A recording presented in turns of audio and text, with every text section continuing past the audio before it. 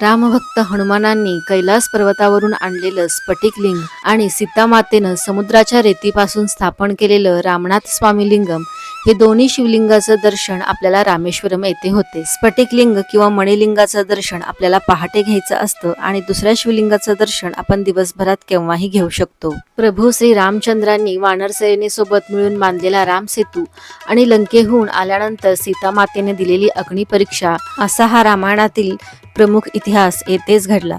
त्यामुळे प्रभू श्री रामचंद्रांच्या पावन स्पर्शाने पावन झालेली ही रामेश्वरम ही भूमी आणि हे जे क्षेत्र आहे हे अग्नितीर्थम आहे. इथेच असं म्हटलं जातं की सीतामातेने आपली अग्निपरीक्षा दिली, त्यामुळे ह्या पवित्र स्थळी अनेक भाविक भक्त येथे दर्शनाला आलेले समुद्रामध्ये आंघोळ करतात आणि प्रभू श्री रामचंद्रांच्या 22 बाणांनी तयार झालेला 22 कुंड येथे सुद्धा स्नान करतात.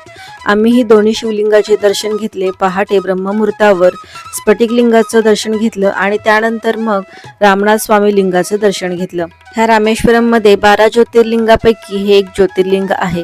तसेच येथे रामसेतू मध्ये वापरलेले समुद्रावरती तरंगणारे हे दगडांचं सुद्धा आपल्याला दर्शन घेता येतं. 1964 साली जेव्हा सुनामी झाली तेव्हा ह्या सुनामीनं पूर्ण शहर नष्ट झालं. त्याचे काही अवशेष येथे आपल्याला पाहायला मिळतात.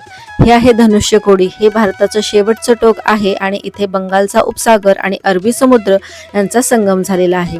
इथून फक्त 20 किलोमीटर अंतरावरती श्रीलंका आहे. रामेश्वरम तीर्थयात्रेचा संपूर्ण व्हिडिओ मी आपल्या चॅनेलवरती अपलोड केलेला आहे, तोही जरूर पहा.